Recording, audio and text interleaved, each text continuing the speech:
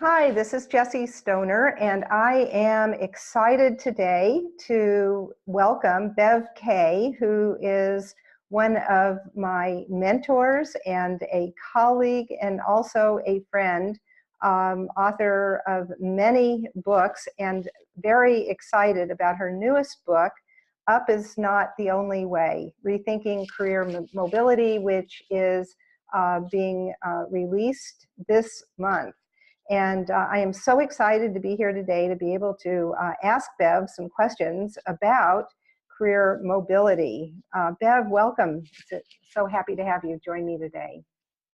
Thank you. It's a pleasure to chat with you, Jessie. Yeah, truly, truly. So let's just jump right in. Rethinking career mobility. So let's start out with, what exactly do you mean when you talk about career mobility? Well, we mean any kind of change in your job. It used to be that mobility meant that you moved to another country, or mobility meant that you actually moved to another part of the organization, or that mobility only meant up. We are saying that mobility really is any kind of growth. Any time that you add a new experience to your career bank account, it really is mobility. Okay. And we think people defined it too narrowly for so long. Well, so that's interesting. So when you think of career mobility, you think of growth and adding new experiences. I love your term, to your bank account. And why is this a hot topic right now? I mean, what's different? Why are we looking I at think, mobility? and I think we haven't done enough with it. I think it's hot because never before have vertical moves been so limited in organizations. And I think, of course, we know organizations are flattening. Of course, we know there are less ladders to climb than there ever have been. And so it's always been true that up was not the only way. I think now we're finally saying, now we have to do something about it. And we have to re-educate individuals and re-educate managers about how to talk about multiple moves, not just up. And we have to make every move be a growth move. So I think it's a big growth movement and not a climb the ladder movement. That makes sense to me, because I mean, I've read studies that say this next generation, the millennials, will have 3 or 4 or 5 different careers during their lifetime. And so I think what that's implying is that career mobility means changing to new companies. That's not what you're talking about here. No, we're saying, of course, it could mean that. I mean, one of the choices is I leave and go somewhere else.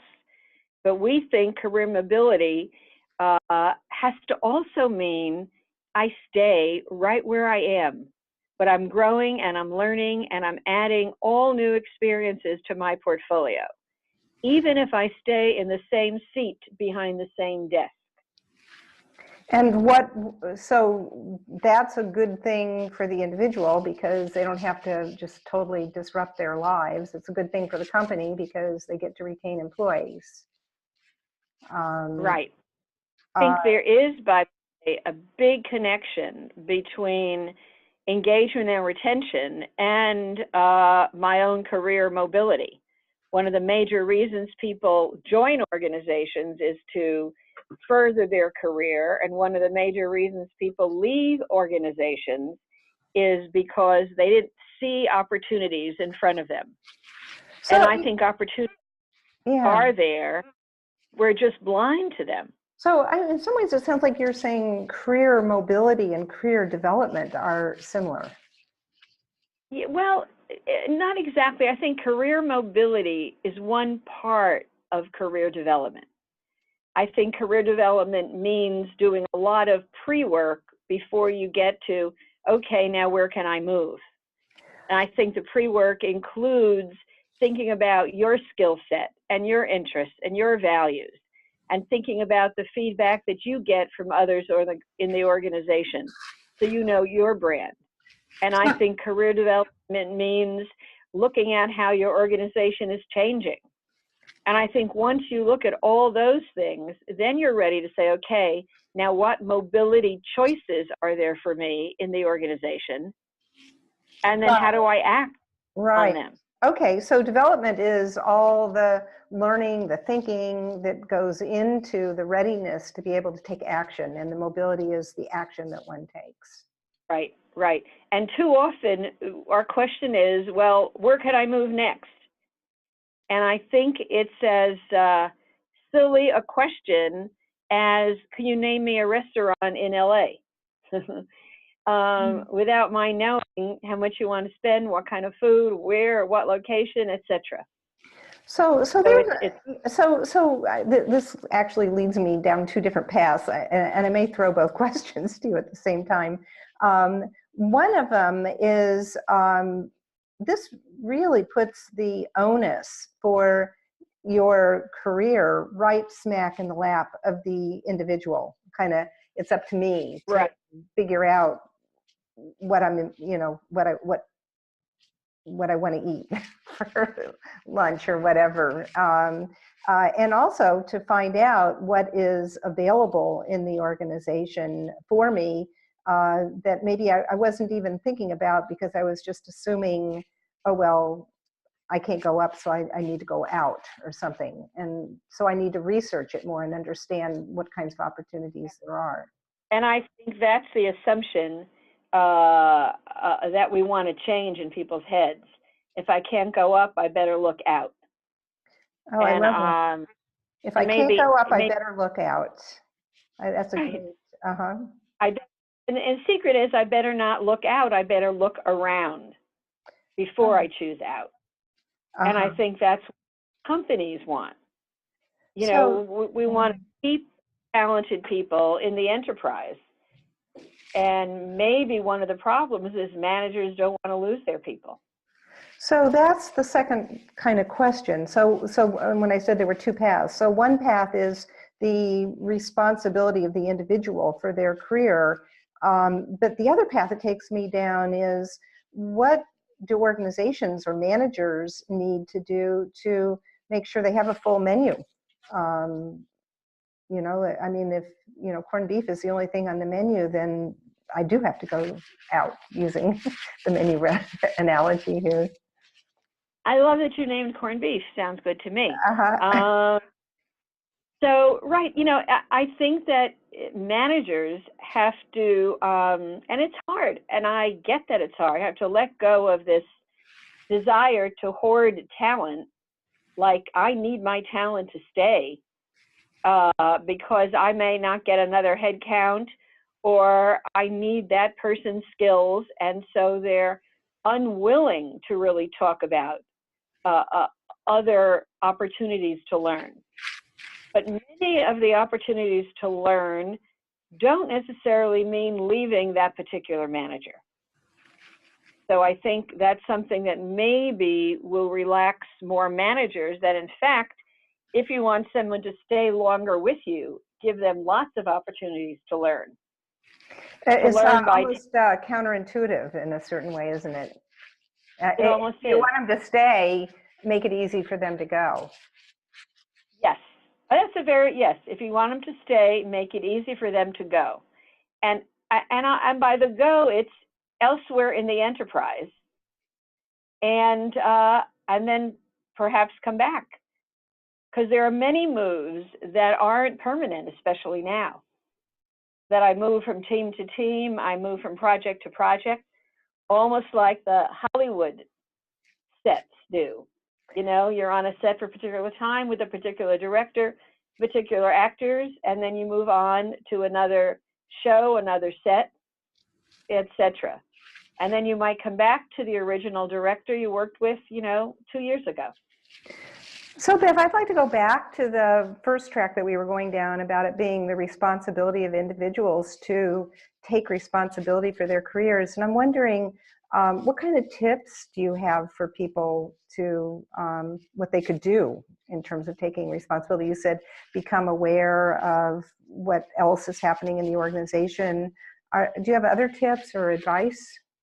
I would say that in the mobility era, that individuals have to think about maybe 6 different sets of choices or 6 different sets of experiences, instead of just honing in on one, which is usually, how do I move up the ladder? And one of those 6 we called, and grow here means that I don't go anywhere, but I look at how I can get better at what I'm doing. And if I learned what and brought it into my work, would I not only get better at what I'm doing here, but will it prepare me for something else? So one tip is don't look elsewhere, look within. Look right where you are. And maybe another tip is if you think there's a hot opportunity somewhere else, maybe you have to test it before you run to it. And we call that try before you buy. I think too many bad decisions are made based on not enough information. How would that look like if you were going to, for example, if somebody was going to test it before they? It could look like something as simple as the age-old information interview. Only maybe it's checking out something I think looks good by asking questions like, what's the upside and the downside of the work you're doing? Is there a future for the work you're doing? What are the skills you're struggling with now that you know you have to learn?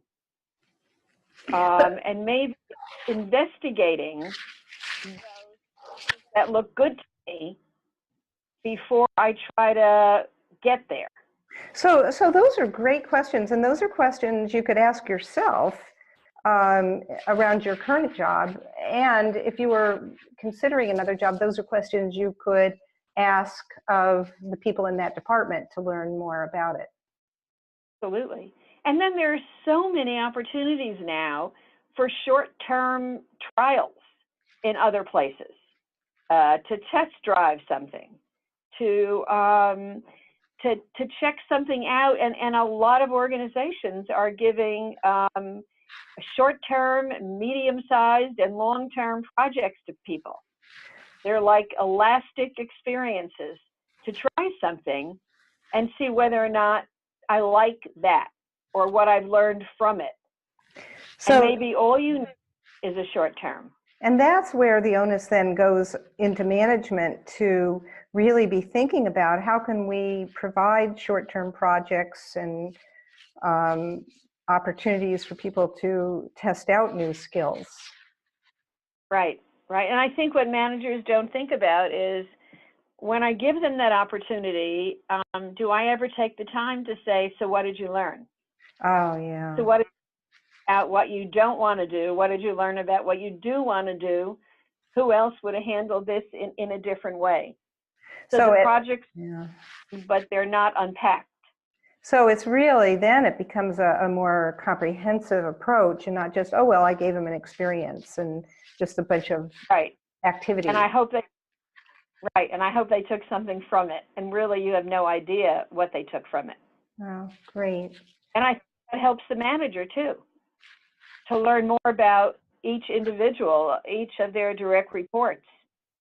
And the managers ought to be doing this for themselves as well.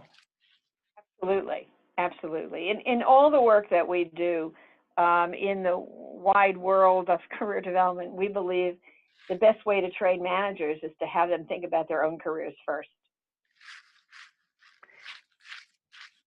So how does this impact somebody who's like, in their 50s or something? I mean, because, the whole time we were talking, I was thinking about a young person at the beginning of their career and developing their career. How does this apply to somebody who's, kind of moving towards the top of their game or maybe even out? Toward oblivion. Right. I think that maybe the next chapter should be out is not the only way for those, people in their 60s and 70s, and help them turn around and look within. Because I think some of the other ideas we talk about, we call one move sideways to highways. Because sometimes, in fact, lateral moves are getting more attention now than ever before. And maybe no matter what age you are, a move to an adjacent kind of a position will give you a new set of colleagues, a new set of ways to look at the world, new insight on your old job, etc. And So actually maybe making it something that was feeling a little, that you were getting tired of it, but you're just hanging in there because you're locked in. It actually might create an opportunity to have more fun and have it be more interesting. Right. So I'm not sure the choices that we talk about in the book are bound by age or even bound by generation.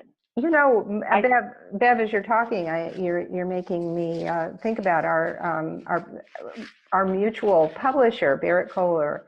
The president of Barrett Kohler has just announced that he's going to be leaving as the president in 2 years, but his intention is not to leave the company, but to go back to being an editor, which is where his heart is. For 25 years, he's been the president and CEO of this company, and he's going to he's not even going to be on the management team, but he's going to work full-time as an editor, which I think is personally very fulfilling for him.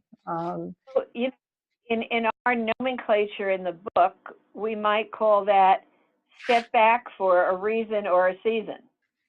And so he was once an editor. He's stepping back, and there's nothing wrong with that.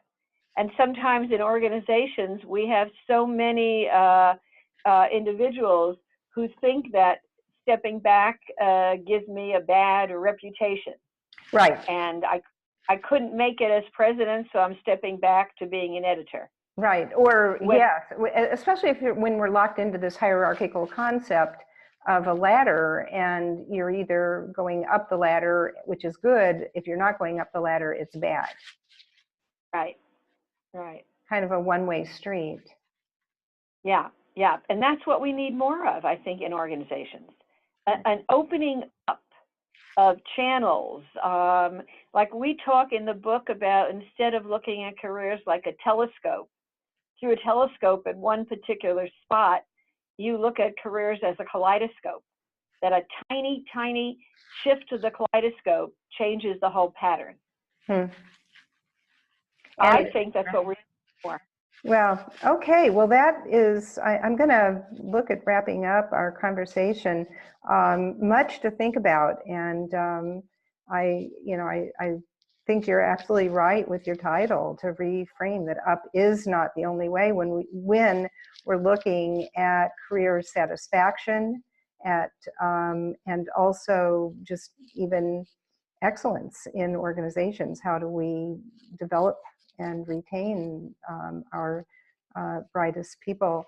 Do you have any, last thoughts that you would offer to somebody of, I would say, let's say any age, not just millennial, in terms of what they need to keep in mind as they think about career mobility? The idea I might offer that we always have said in management circles, you got to have the right person in the right place at the right time. And I think that's out of order. I think if we create more right places, more choices, then there'll be more right times for many more right people. So I think it's not concentrating on making people righter as the first step. It really is having an organization look at how many more right places there are and sell people on the variety of right places inside the organization. So you're not just fitting a bunch of pegs into the right spots. No, round pegs for. I have a personal beef with the bus metaphor of getting the right people on the bus and in the right seat. I just find that metaphor very annoying. So I appreciate what you have to say here, that to really look at, what the options are, and rather than fitting people into the slots, taking a look at what the choices are. So great. Bev, thank you so much for your time today. I know you're really busy, and I really appreciate you making yourself available. A lot of really good things to think about, and just wish you the best with the launch of your new book. It's very exciting, and it's a book that's timely, couldn't be better timed, and very much needed in the world today.